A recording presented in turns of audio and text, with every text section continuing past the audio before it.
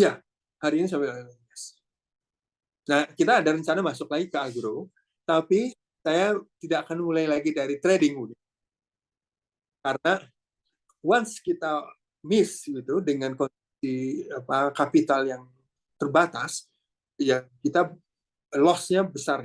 Jadi saya lebih baik masuk ke aset, kemudian saya mulai dari yang ringan. Jadi saya sekarang udah punya kebun kecil-kecilan lah, ada kebun di Cianjur, kemudian ada kebun di Pangandaran, 250 hektar. Ya mulai dulu lah, mulai bertahap, karena pengalaman di krisis kemarin buat pembelajaran.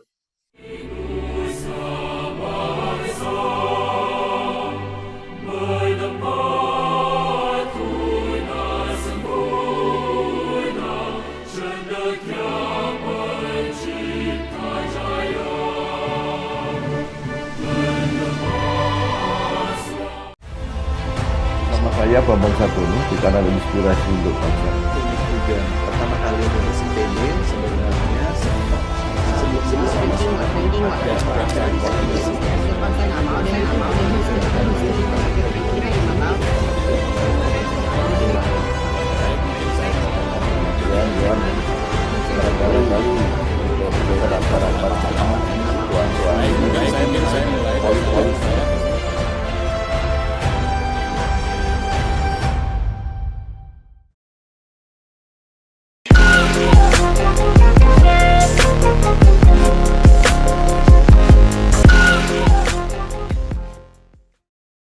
Assalamualaikum warahmatullahi wabarakatuh. Assalamualaikum warahmatullahi wabarakatuh. Bersama saya Bambang Satrono di kanal Inspirasi untuk Bangsa. Mudah-mudahan kanal ini selalu bisa memberi inspirasi, motivasi, dan edukasi. Kami sedang mempersiapkan beberapa video wawancara untuk ikut memberi makna 59 tahun Institut Pertanian Bogor. Wawancara ini menurut rencana akan kami bukukan, dan saat ini saya sudah bersama dengan salah seorang tokoh alumni IPB, yaitu Bapak Insinyur Fatan Kamil. Apa kabar, Pak? Alhamdulillah baik, Pak Bambang. Ya, Pak Fatan Kamil ini lahir di Jakarta 14 Januari 1971.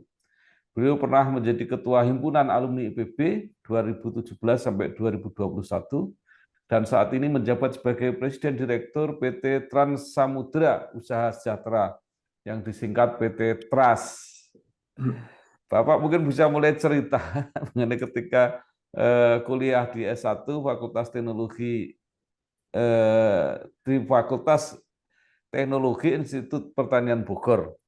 Kemudian berkarir di beberapa perusahaan, pernah di PT Perkebunan, kemudian membangun sendiri PT Trans Samudra Usaha Sejahtera Trust yang bisnis di alat angkut atau di perkapalan, dan saat ini menjadi direktur utamanya. Silakan, Pak.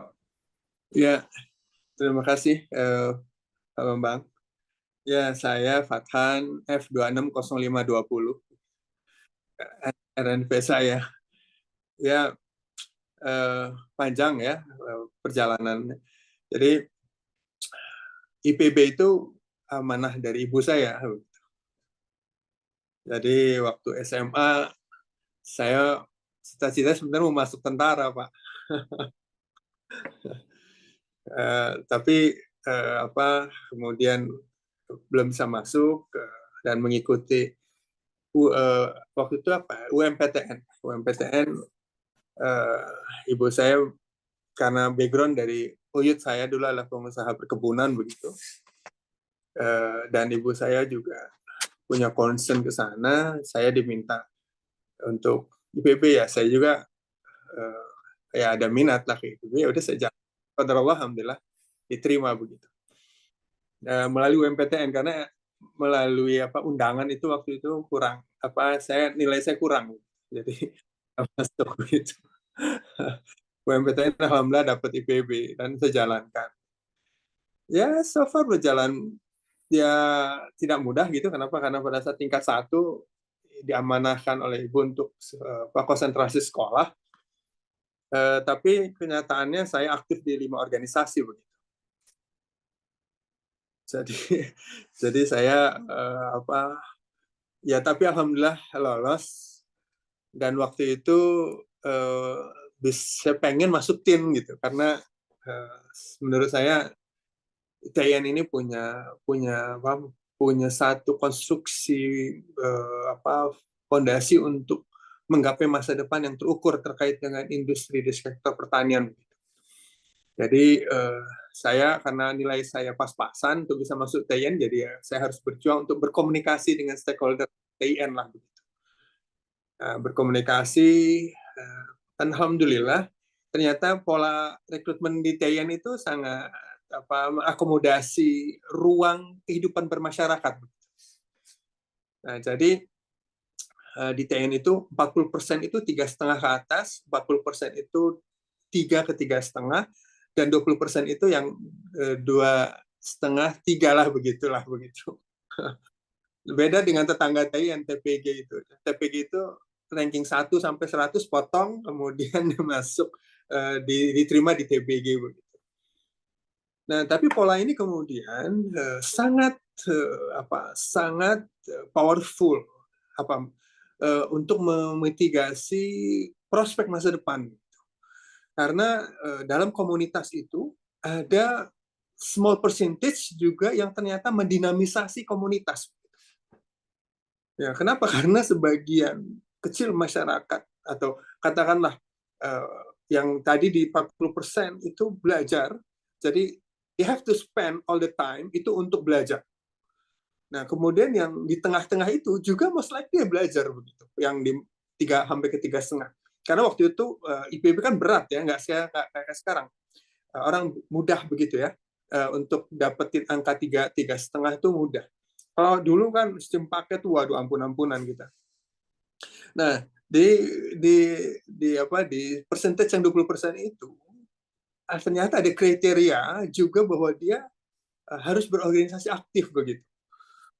Nah, jadi trade off dari waktu yang dia spend untuk belajar kemudian digantikan dengan belajar juga.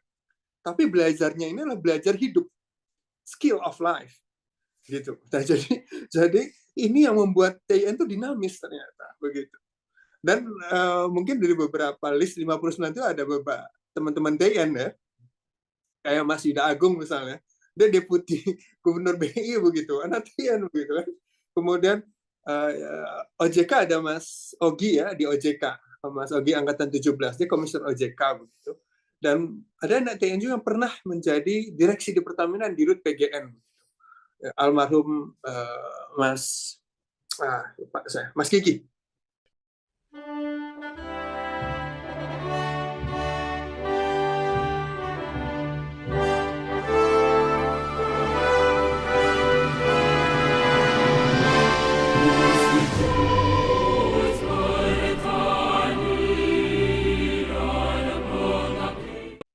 Nah, kemudian juga ada di Presiden Total Indonesia, Mas Novi.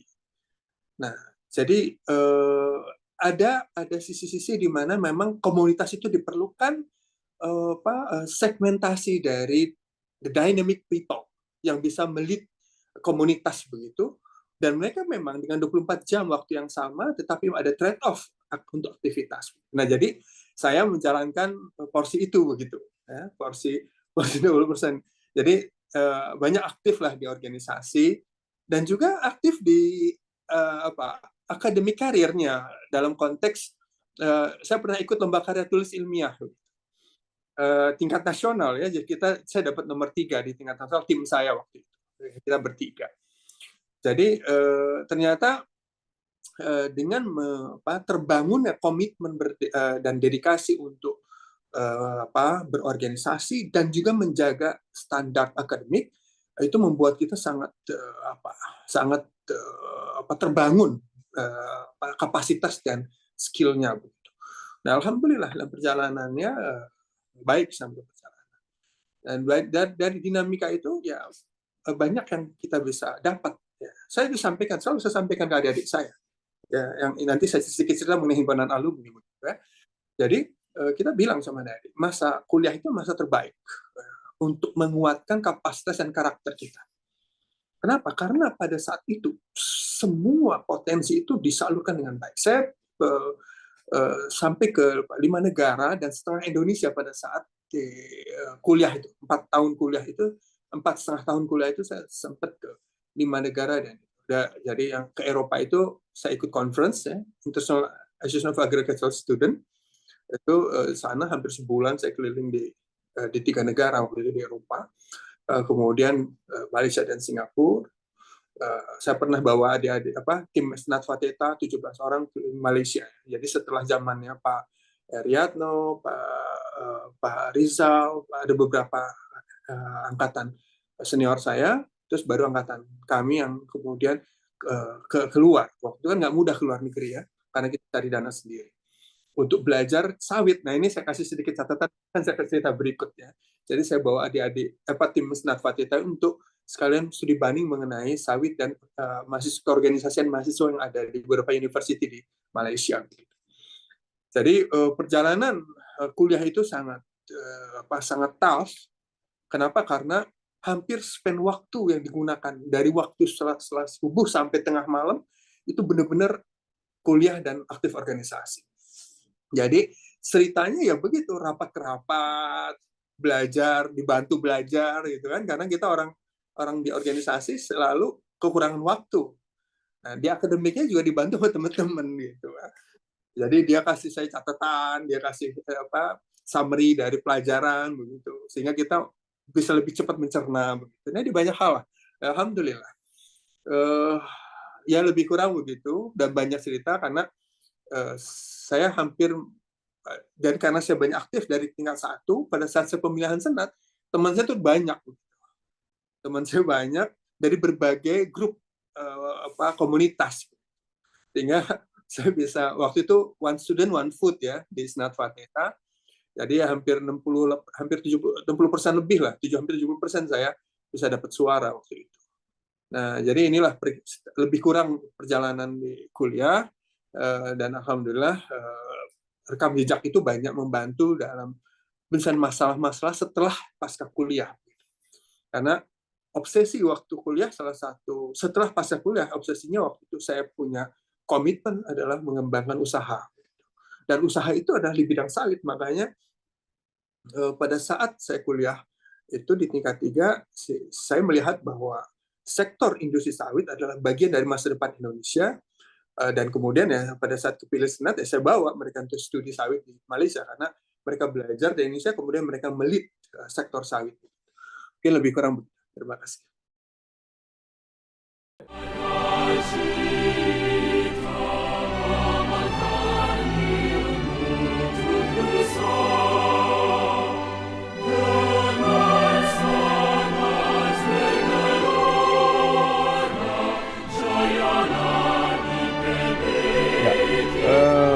Kemudian setelah lulus, Bapak sempat bekerja di perusahaan pengolah karet alam. Ini ceritanya seperti apa?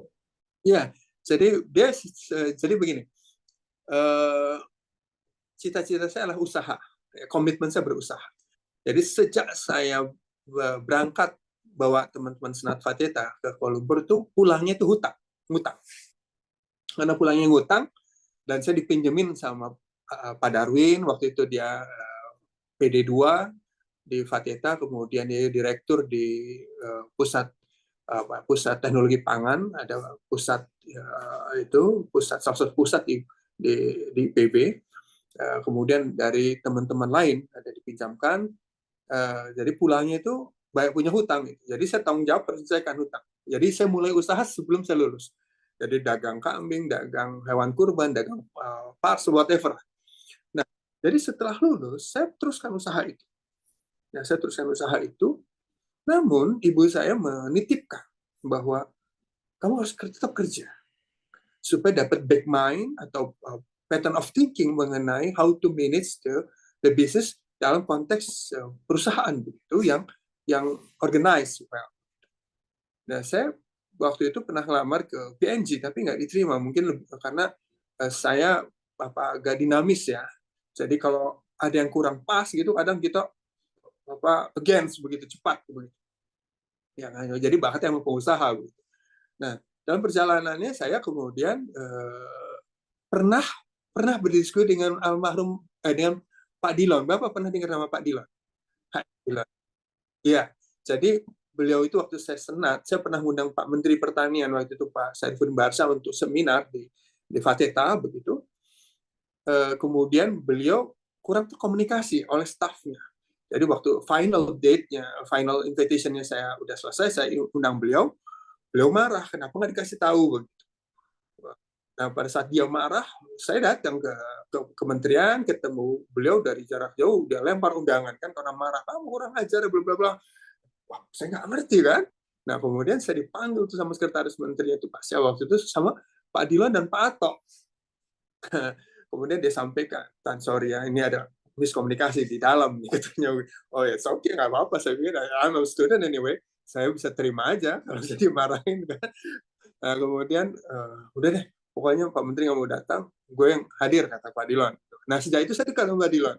Jadi one day dia undang saya datang ke ruangannya setelah kejadian seminar begitu kan, untuk diskusi mengenai downstream industry di PTPN Group, di PTP Group, di PTP lah dulu waktu itu. Kita mau buat organisasi gitu, dan kita buat organisasi. Dan kemudian membuat industri, perusahaan anak perusahaan yang akan bergerak di downstream. Downstream itu ada dua pilar katanya komoditinya. Pertama itu sawit, palm oil industry. Yang kedua itu rubber industry. Oke, fine, good. Ya, saya diskusi panjang lah begitu.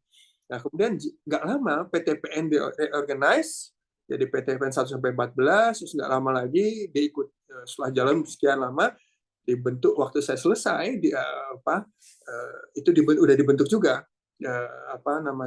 Agrintara namanya. PTP Agrintara, Agroindustri Nusantara. Nah, setelah dibentuk, saya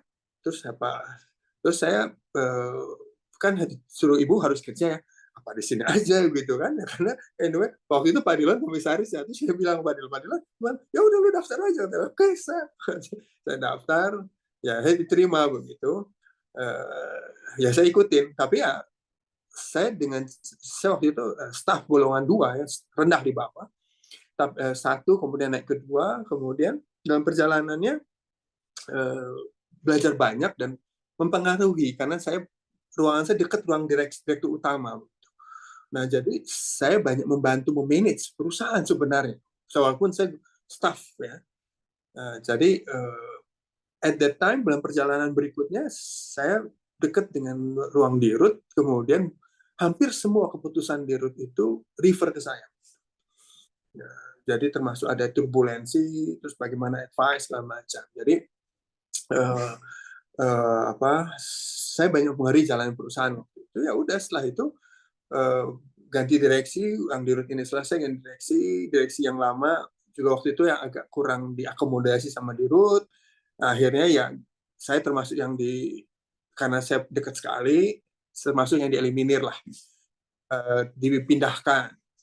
Buat saya kan nggak ada masalah, nggak saya usaha tetap jalan. Jadi sejak saya keluar kampus, sebelum keluar kampus sampai dengan hari itu, saya tetap memaintain yang saya jalankan usaha itu. Nah, jadi hampir 4 tahun di Agrintara tidak cocok dengan direksi baru, dan saya ada saya bukan ya gaya PTPN Group kan waktu masih agak feodal, dan buat saya nothing tulus, kalau nggak ini ya sudah saya keluar sambil usaha saya jalankan sampai hari ini begitu. Lebih kurang begitulah di Agrintara itu. Jadi lebih banyak saya bukan di rubber industry sebenarnya, saya lebih banyak di palm oil industry-nya yang di Batam.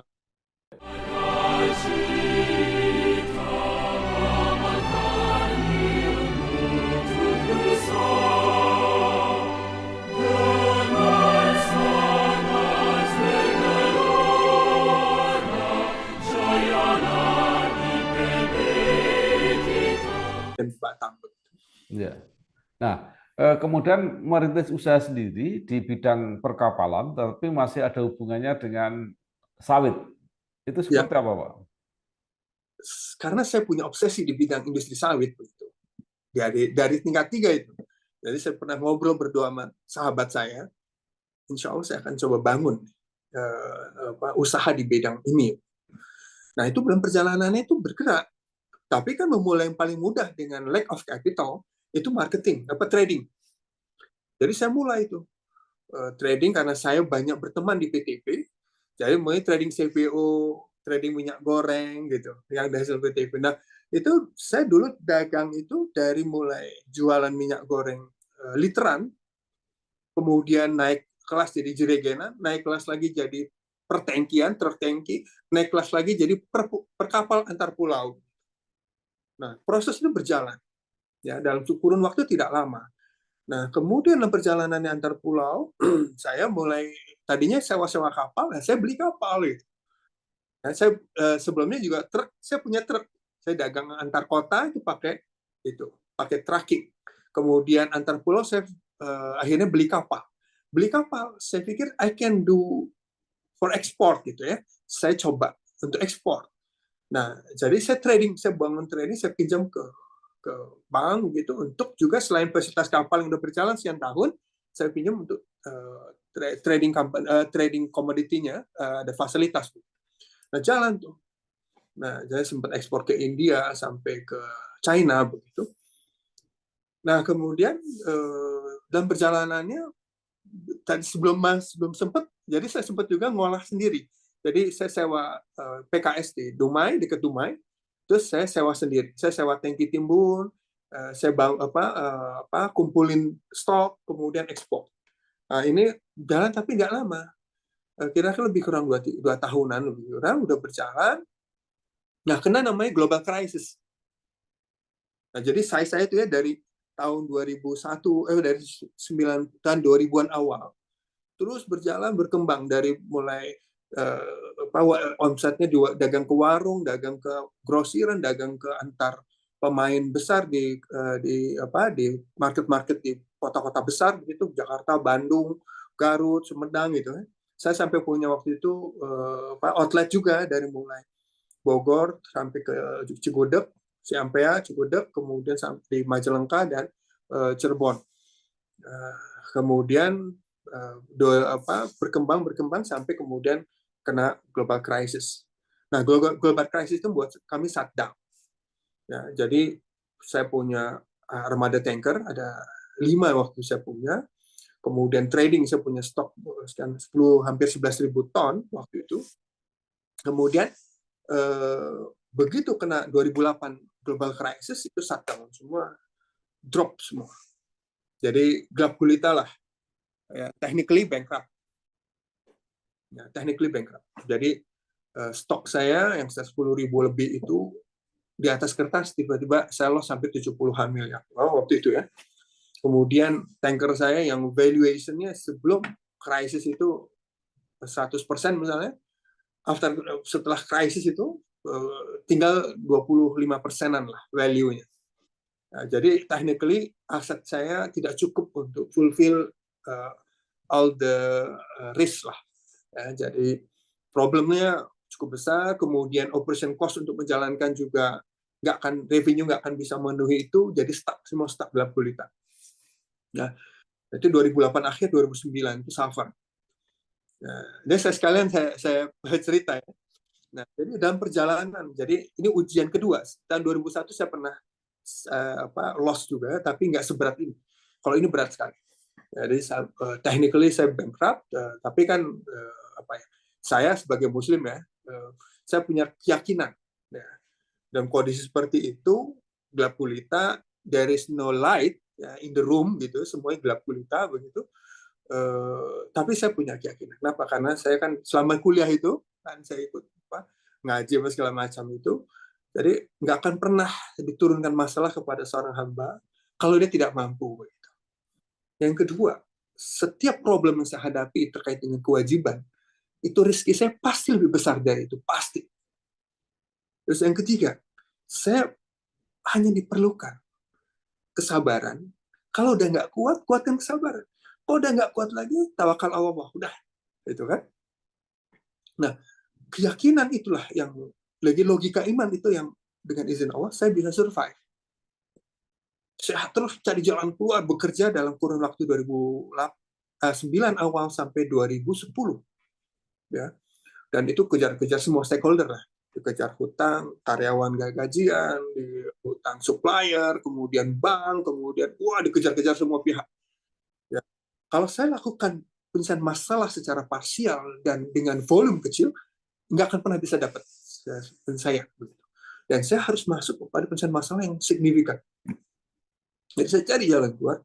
Nah, pada saat 2010 awal, saya mulai ada teman saya bilang, mau ikut nggak? Karena saya punya nama baik saya masih terjaga di luar, gitu. Karena saya nggak menyelesaikan masalah dengan parsial, gitu. Jadi nggak pinjam ke sini, untuk nggak. Pokoknya saya bertahan cari jalan keluar yang bisa menyelesaikan masalah terbaik. Nah, dari dalam perjalanannya, teman saya bilang, ini ada di Kangen Energy, ini ada tender anchor handling tax supply. Ya, lo mau ikut nggak?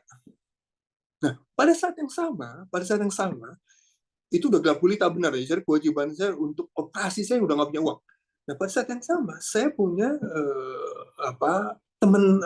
teman bapak saya, om saya, sebetulnya Om Rani almarhum, itu temennya minta tolong kapal AHTS-nya di Singapura cariin market di Indonesia begitu.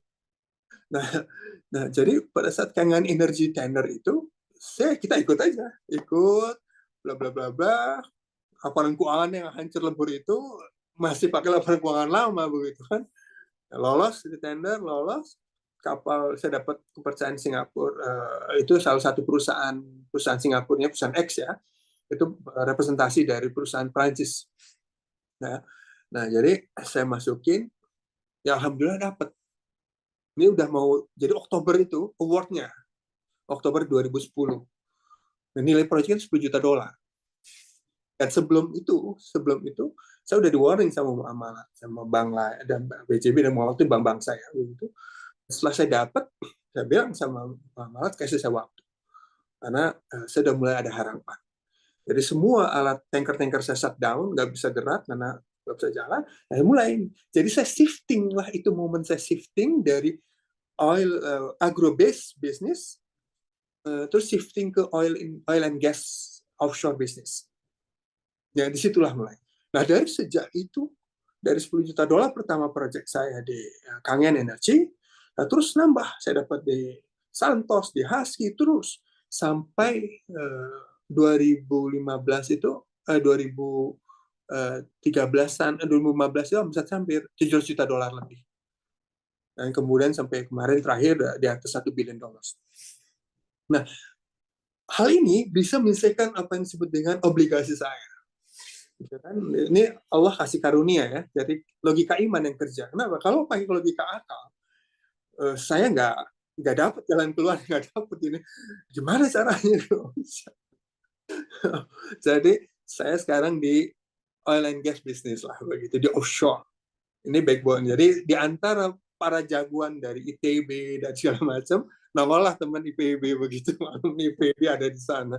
Begitulah lebih kurang.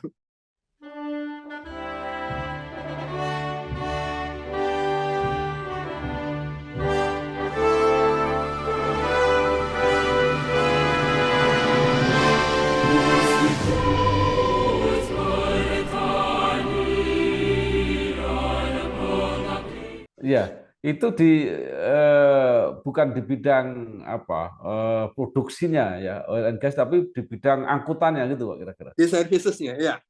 Nah, jadi sekarang ini saya waktu itu main di anchor handling tax supply. Anchor handling tax supply ini fungsinya untuk drilling campaign. Dia narik rig dan supply kebutuhan rig selama proses drilling.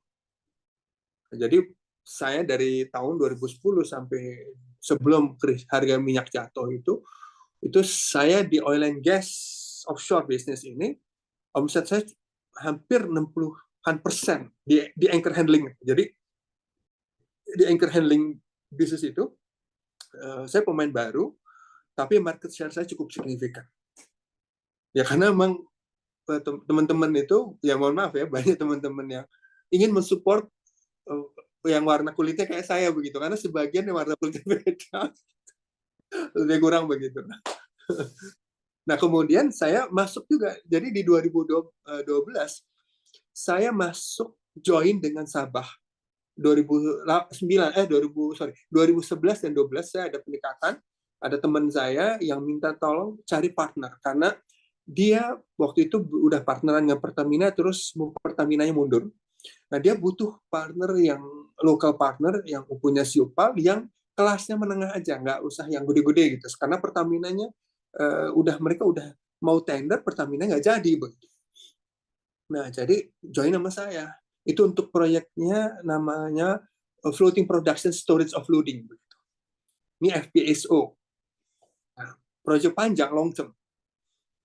Ini unitnya ini besar. Makanya nanti kalau diizinkan saya lihatin fotonya. Nah, itu unitnya itu 2 kali lapangan bola.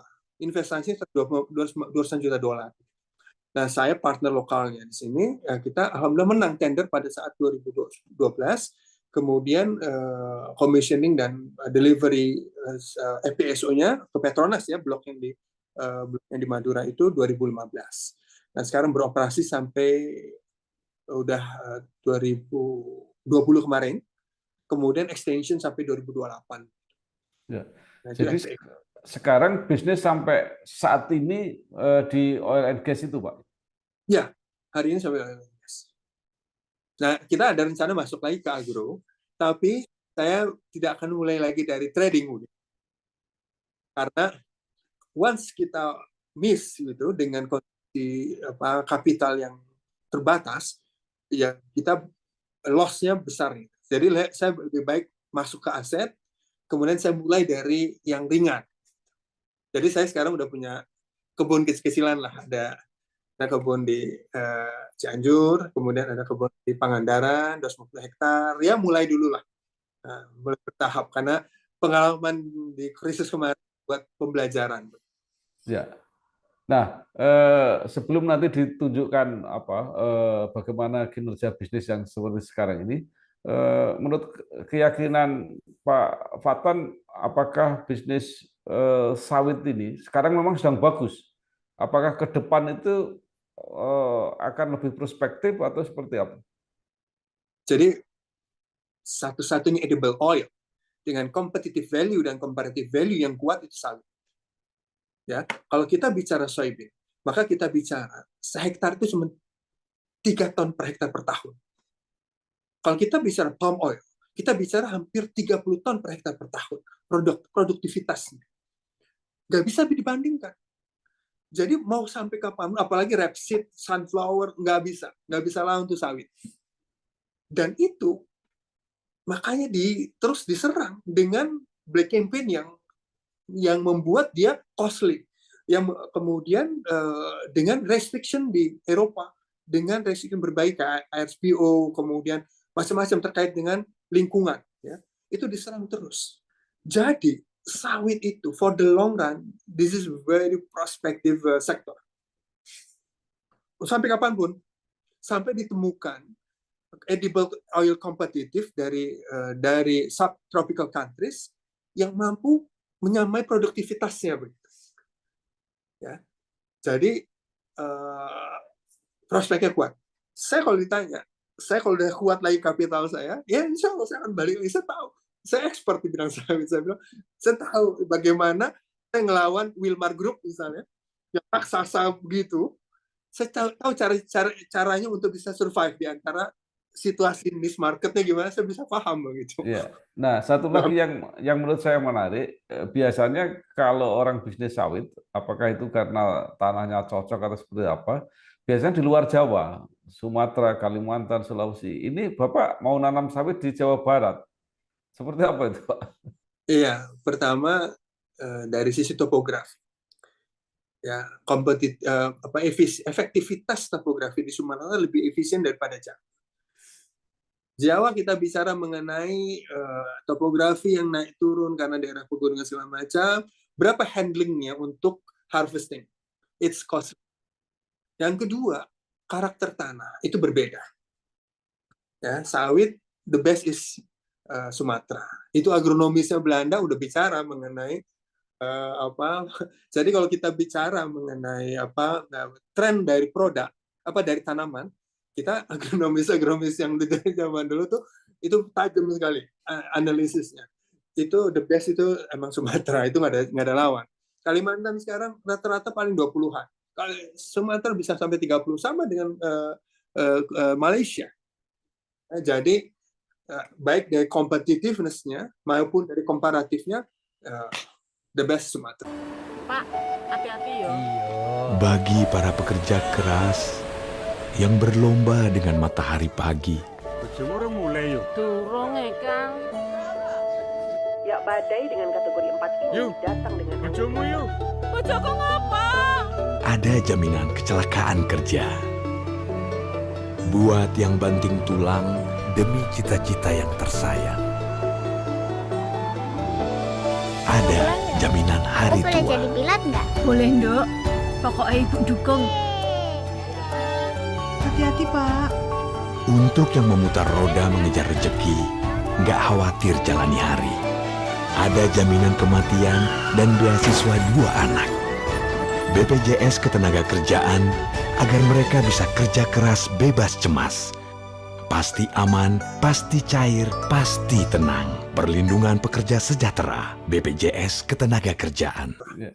Tapi kenapa Pak Fatan tidak mengambil di sana, tapi malah mengambil di Jawa Barat?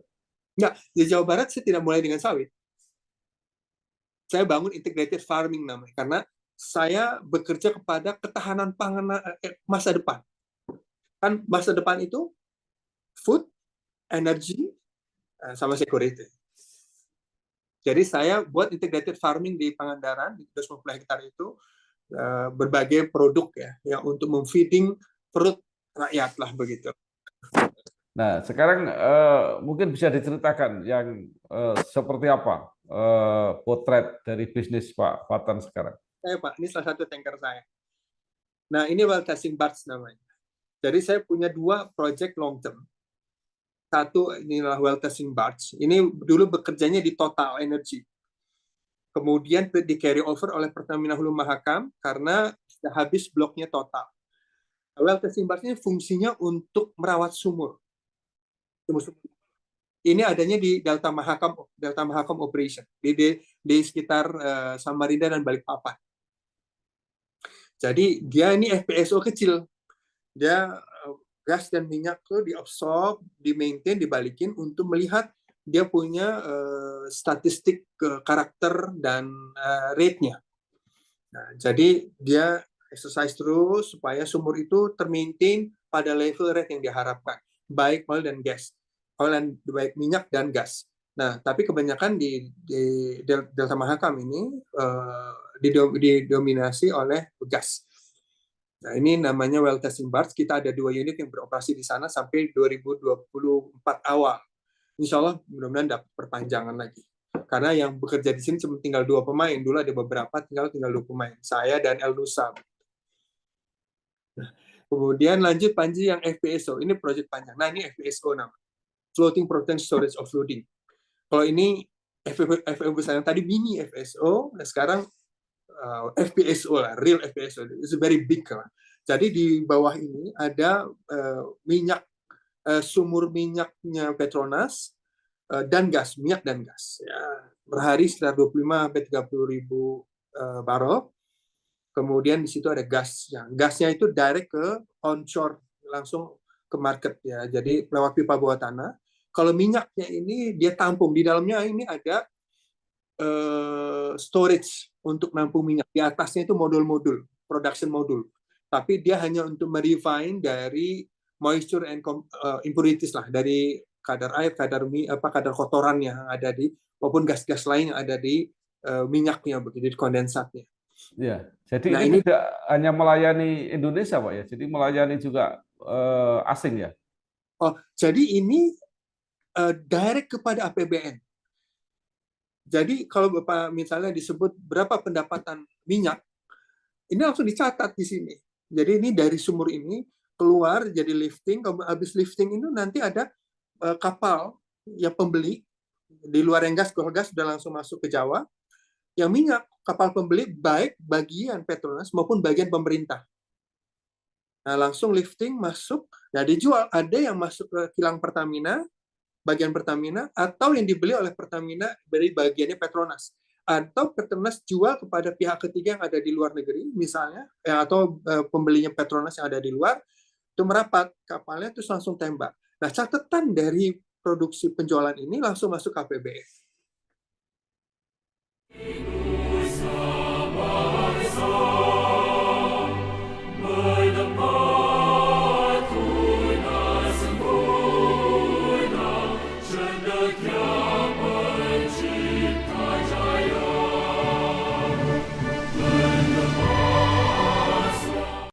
Jadi Petronas itu kontraktornya Pertamina semacam itu. Ini bloknya milik Petronas. Oh, bloknya milik Petronas. Bloknya milik Petronas dan operatornya Petronas. Ya. Jadi Ya. ada dua sisi ya. Pertama blok milik, yang kedua emang di operatornya mereka langsung. Ya. Jadi selain di Mahakam ada lagi Pak, di mana lagi? Kalau ini di Madura offshore, sorry. Yang tadi Mahakam, kalau ini di Petronas yang di Madura. Ya di Madura itu ada banyak operasi minyak, operasi perusahaan-perusahaan minyak. Salah satunya punya Petronas, bloknya itu lebih kurang di bagian apa? Bagian timur utara Pulau Madura lah. Ya, baik. Jadi kalau ke depan mana Pak? Ini kan juga kegiatan yang sangat profitable ya, sangat prospektif. Di apa tetap dua, yaitu dengan tadi kembali ke agro atau juga mempertahankan yang ini? Oh iya, jadi kami adalah sedikit pemain yang bekerja di floating unit business di offshore. Ini bisa dihitung pakai jari. Nah, proyek ini jarang, tapi sekali proyek kan besar. Ini satu kali kontrak ini hampir $400 juta. Nah, kemudian ini ada extensionnya ada yang FPSO ya, extensionnya itu hampir lebih kurang $350 juta begitu selama 5 tahun. Jadi hampir 1 billion lebih kurang. Dan ini potensial untuk extension selama ada produksi minyak dan gas di blok di sumur itu, maka ini akan terus berkontrak karena kalau pakai tender baru nggak efektif, nggak efisien. Jadi kalau misalnya minyaknya masih ada sampai 20 tahun ke depan, ya 20 tahun dia kontrak. Begitu. Nah, ke depan kami berusaha untuk dapetin tender yang lagi. Ini ada beberapa tender, kita lagi mau coba penjajakan di kontrak, di bloknya di Natuna, terus kita pun jika itu MOPU, namanya Mobile Processing Unit, kemudian kita juga lagi coba memperkuat basis well testingnya, menambah unit well testing, jadi beberapa. Kalau yang tadi agro, itu bisnis akan kita mulai, tapi dengan kehati-hatian sekarang. Dulu kan masih muda ya, saya jalan begitu. Kalau sekarang, saya harus equal dengan aset, karena saya nggak mau dipanggil sama Allah nanti, hutang saya masih ada, terus dibebankan kanan saja, repot nanti saya. Pertanyaan saya. Jadi paling tidak aset bisa menutupi hutang atau bahkan lebih. Ya, baik. Menarik saya kira ceritanya, tapi saya pengen dengar komitmen Bapak ketika memimpin himpunan alumni IPB. Itu ceritanya seperti apa? Ya, jadi ya ini juga jadi saya kalau udah masuk ke amanah publik itu saya hati-hati. Karena pertanggungjawabannya jauh lebih berat dari saya memimpin perusahaan begitu. Karena yang akan nuntut saya nanti di omil akhir kan banyak kan. Konstituen itu kan nuntut nanti kalau saya jadi pemimpin begitu. Jadi itu pun saya masuk 2 minggu sebelum pemilihan. Setelah Mas Bahen mau selesai pemilihan, 2 minggu sebelum pemilihan saya putuskan saya ikut.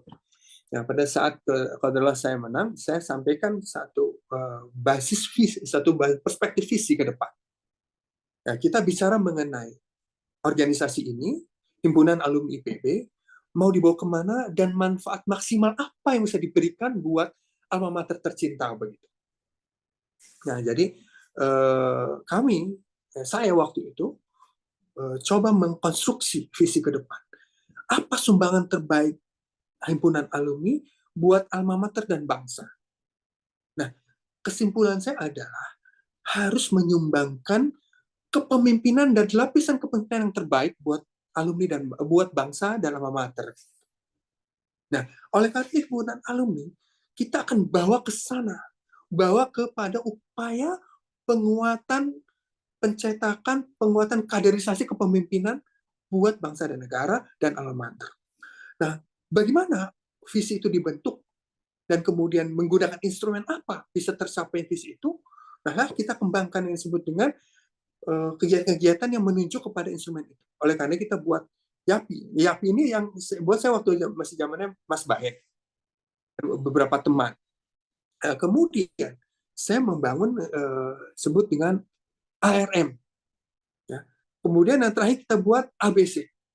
Ya. YAPI ini Yayasan Alumni Peduli IPB.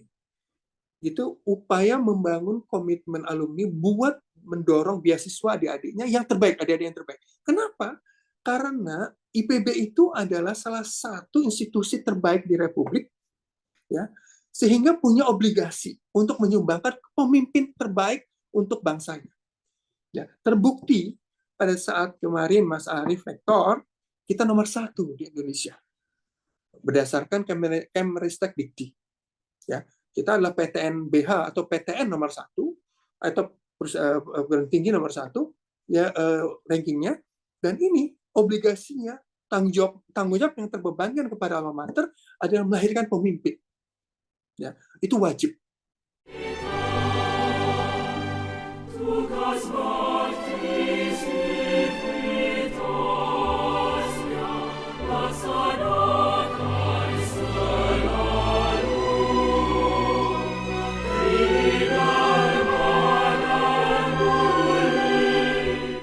Nah, tugas himpunan alumni adalah mensinergitaskan kapasitas alumni bersama alma mater melahirkan pemimpin yang terbaik.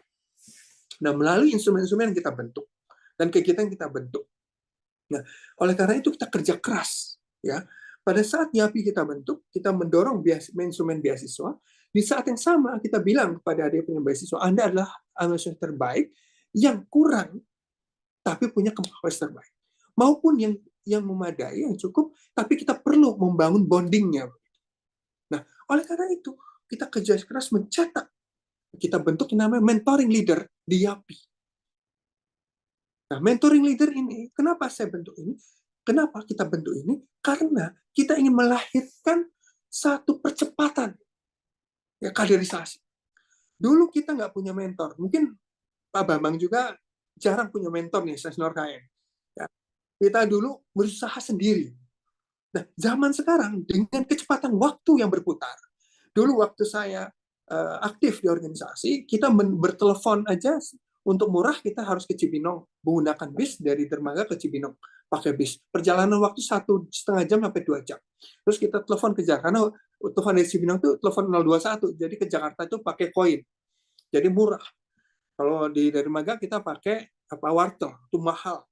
Kita mahasiswa. Nah, zaman anak-anak sekarang, cukup dengan touch dia tunjuk di handphone, itu seluruh dunia dia bisa capai. Jadi ada turnover waktu yang lebih cepat di anak-anak adik-adik kita. Jadi saya bilang sama adik-adik, kamu punya tanggung jawab yang lebih berat dari kami. Tugas kami adalah menghantarkan Anda, tapi kami mencapai level ini, level eselon 1, level pengusaha di level ini, level politisi, segala macam, itu perlu 30-an tahun. Kalian wajib 10-15 tahun. Sehingga pada waktunya mereka 30 tahun, mereka sampai menjadi global player. Nah, kemudian kita kembangkan komitmen dedikasi bonding ini, dari senior-senior terbaik kita, ke ini, dari adik-adik kita. Mahasiswa senior maupun yang baru lulus, itu kita bangun bonding. Ya, supaya mereka ini merasa ada jasanya senior, dan kemudian mereka akan turunkan komitmen itu kepada adiknya. Ya. Sehingga itu terbentuk peradaban baru. Dari kakak adik ini terus terkait satu sama lain. Kita selalu bilang, himpunan alumni bekerja dari page 1 kepada page 100, dan nggak boleh balik lagi kepada page 1. Dia harus start lagi dari 101 ke 100 next, terus. Jadi tiap hari, sehingga kapasitas organisasi ini berkembang terus. Tidak kemudian balik lagi. Setiap ketum baru balik lagi. Nggak bisa, kita nggak boleh cerita itu.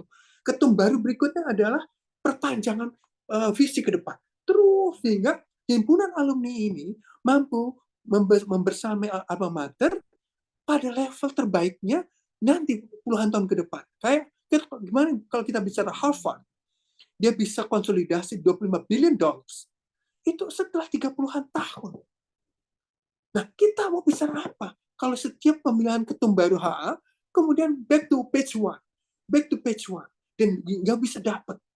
Sekarang kami di YAPI akan berusaha mencapai 1.000 mahasiswa yang dibeasiswakan, dan the next itu harus terus mencapai sekian besar, sehingga kita mampu mempengaruhi adik-adik dan menghantarkan adik-adik menjadi orang terbaik bangsa, kader terbaik bangsa. Jadi lebih kurang begitu. Nah, akan dibawa ke sana. Sebagian terbaik himpunan alumni adalah mencetak pemimpin yang lahir dari rahimnya alma mater tercipta untuk bangsanya. Lebih kurang begitu.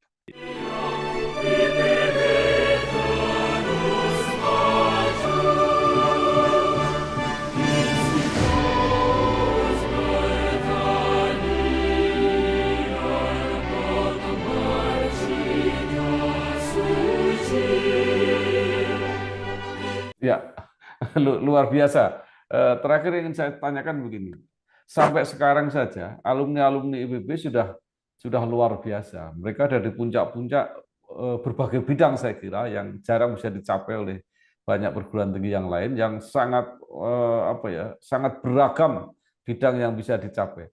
Nah, kalau dengan apa yang disampaikan oleh Pak Atan tadi, itu apa yang dibayangkan ke depan performa para alumni IPB ini?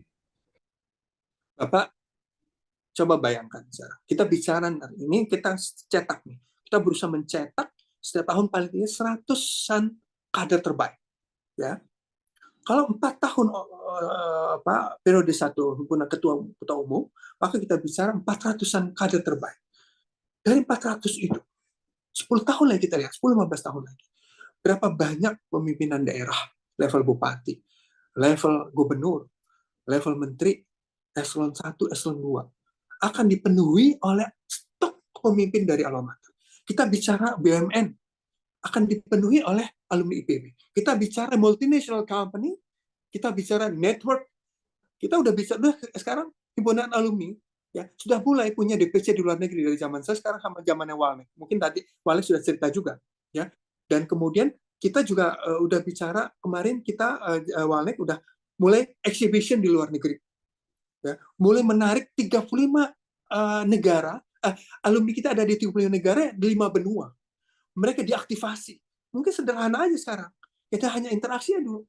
Tapi udah mulai. Yang YAPI, yang mentornya leader itu, sudah mulai ada yang termudahkan akses dapat beasiswa di negara-negara yang ada diaspora alumni udah kita catch up. Begitu. Nah, bayangkan 10-15 tahun, kehadiran mereka secara masif masuk. Dan kemudian mereka membawa gerbong berikutnya. Adik-adik terbaiknya terbawa. Nah, orang terbaik ini adalah lokomotif. Mereka nggak meninggalkan adik-adik lain yang bukan lokomotif, tapi gerbong. Bayangkan, lapisan kepemimpinan republik dan lapisan kepemimpinan di multinational company itu akan dipenuhi dengan stok alumni kepemimpinan dari alumni. Di 10-15 tahun ke depan, ini bukan main-main. Dan inilah kita berniat kerja dengan kesungguhan, dengan dedikasi. Tanpa ada embel-embel kita mau apa, tidak ada. Tapi kebahagiaan kita adalah adik-adik ini pada jadi nanti dengan kecepatan waktu. Saya udah bilang, sekarang adik-adik kita nih, ada yang mau maju ke bupati. Dia bekas presma di Kuningan. Saya bilang, Anda maju, kita backup. Kenapa? Tidak. Masa muda itu adalah masa terbaik. Ya, terbaik. Tapi harus matang. Matang itu dengan kecepatan. Tapi mentalnya harus kuat, harus matang. Gitu. Nah, kita dorong dengan keberanian, dengan marwah yang kuat, tanpa kemudian dia tukar dengan harga murah. Nah, hal seperti ini kita elaborate lebih jauh. Kita udah bilang sama teman-teman yang ada di multinational company juga, kalau once dia itu kuat, kenapa nggak didorong lebih cepat? Begitu. Ini kita elaborate lebih jauh. Jadi kita bayangkan nanti 10-15 tahun ke depan di berbagai kanal profesi, lapisan kepemimpinan itu akan dipenuhi dengan stok alumni IPB. Insya Allah. Terima kasih. Luar biasa, Bapak Insinyur Fatan Kamil. Presiden Direktur PT Trans Samudra Usaha Sejahtera atau PT TRAS. Banyak sekali yang sudah disampaikan, luar biasa motivasi dan inspirasinya. Mudah-mudahan bermanfaat, bukan hanya untuk alumni dan mahasiswa IPB, tapi juga untuk kita semua, untuk Indonesia. Terima kasih, selamat bekerja, sukses. Wassalamualaikum warahmatullahi wabarakatuh. Terima kasih. Jadikan harimu beyond dengan Brimo. Fitur lengkap untuk jalani hari. Ada top up pulsa atau paket data. Top up berisi mudah untuk pergi ke tempat kerja. Bayar praktis dengan Kris. Belanja online makin asik, tinggal klik. Mau transfer pun tak jadi masalah. What a beyond day. Brimo, mobile banking yang pas buatmu. Nama saya Bambang Sabono di kanal Inspirasi untuk Bangsa. Juga pertama kali lulus IPB sebenarnya sebelum